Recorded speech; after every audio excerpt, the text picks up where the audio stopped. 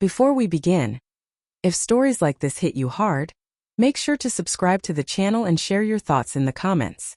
I read every single one. The message came at exactly 4:02 a.m.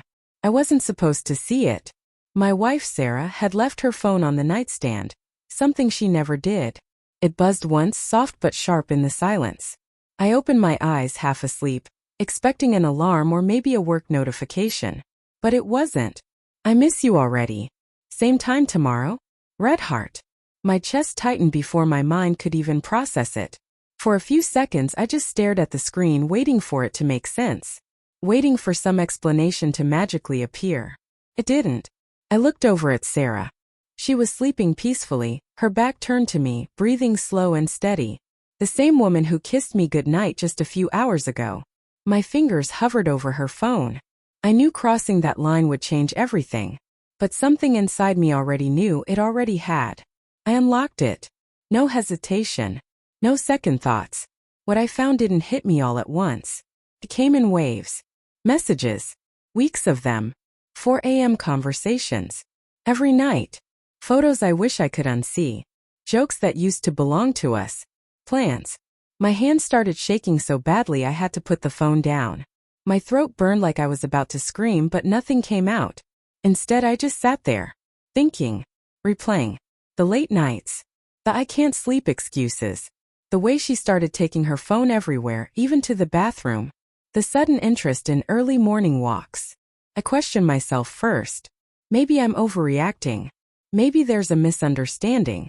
But deep down I knew. I looked at the clock. 4:11 a.m. That's when it hit me. She wasn't just texting him at 4 a.m. She was meeting him.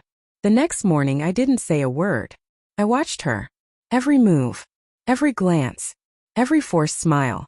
"Did you sleep okay?" she asked, pouring coffee like nothing had changed. I nodded. "Yeah. You."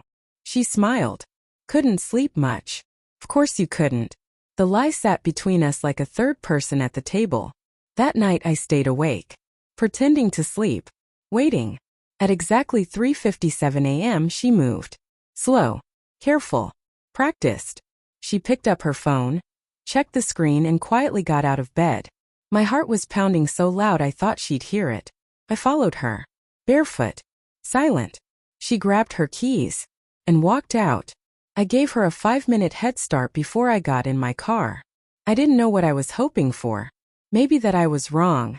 Maybe that this would somehow hurt less in reality than it did in my head. It didn't. I found her parked 2 streets away. And she wasn't alone. There he was, leaning against his car like he'd done this 100 times before. She ran to him. Ran. The same way she used to run to me. And then she kissed him. Not hesitant. Not guilty. Comfortable. Familiar. Like I didn't exist. I didn't confront her right away. I just watched. And something inside me broke quietly. No screaming. No anger. Just silence. But karma doesn't wait forever. As they stood there, laughing like it was just another night, headlights suddenly cut through the darkness. A car pulled up fast. Too fast. The man turned. His face changed instantly. Fear. Real fear. A woman stepped out of the car. His wife. Everything exploded at once. Shouting. Accusations. Tears. Sarah froze. Caught between 2 worlds that just collided. The other woman screamed at him, then at Sarah. "This is what you've been doing at 4 a.m.? Sarah's face went pale. And then she saw me.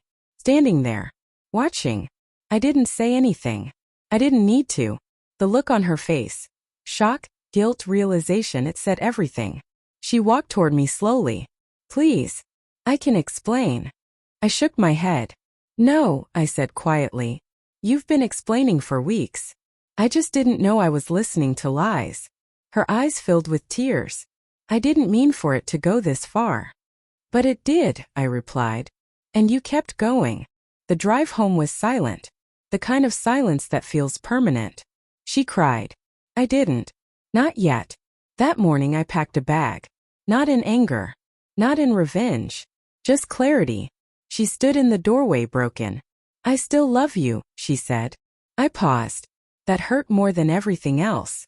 "Maybe you do," I said. but not enough to be honest. I walked out without slamming the door, because some endings don't need noise. They just end. It's been months now, and yeah, it still hurts sometimes. The memories. The small moments that feel fake now. But I've learned something through all of it. Love isn't just about how someone makes you feel when things are good. It's about what they choose when you're not looking. And at 4 a.m., she made her choice. If you've ever been through something like this, tell me in the comments. And don't forget to subscribe, because some stories aren't just stories. Sometimes they're warnings.